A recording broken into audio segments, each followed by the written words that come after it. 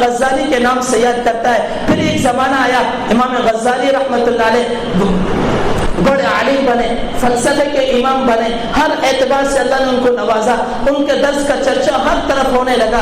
پھر بڑا بھائی تھا، بڑے بھائی کو اللہ نے معرفت سے نوازا، وہ معرفت کا سمندر پی کر ڈکار بھی نہیں ماری۔ تو عجیب بات تھی، امام غزالی رحمۃ اللہ علیہ نماز پڑھاتے تو بڑا بھائی پیچھے نماز نہ پڑھتا۔ لوگ کہتے ہیں غزالی تو اتنا بڑا عالم ہے، اتنا بڑا فلسفی ہے، اتنا بڑا فقیہ ہے، اور تیرے پیچھے تیرا بھائی نماز نہیں پڑھتا۔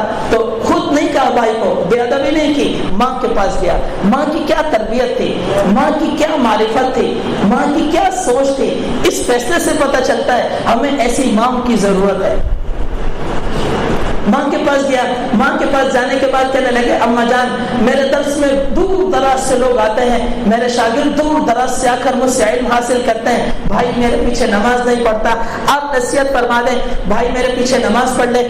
تو ماں نے بھائی کو نصیحت کی کہ جاؤ تم نماز پڑھو، آج عائشہ کی نماز بھائی کے پیچھے پڑھنا۔ جب بھائی کے پیچھے نماز پڑھنے کے لیے کھڑے ہوئے تو پہلی رکعت پڑھی، دوسری رکعت میں نماز توڑ کر چلے گئے تو لوگوں نے اور ملامت کیا، کہا عجیب بات ہے کہ نماز پڑھتے نہیں تھے، اور جب پڑھنے آئے تو ایک رکعت پڑھی اور دوسری رکعت پہ نماز توڑ کر چلے گئے۔ تو بہت زیادہ رنج اور غم ہوا، پھر ماں کے پاس گئے، کہا اماں جان بھائی نے تو آج رسوا کر دیا کہ پہلے تو نماز پڑھنے نہیں آتے تھے اور جب آئے تو ایک رکعت پڑھائی اور اس کے بعد چلے گئے۔ ماں کو غصہ نہیں آیا، بھائی کو بھی بلایا، غزالی کو بھی بلایا، کیا معرفت تھی ماں کی۔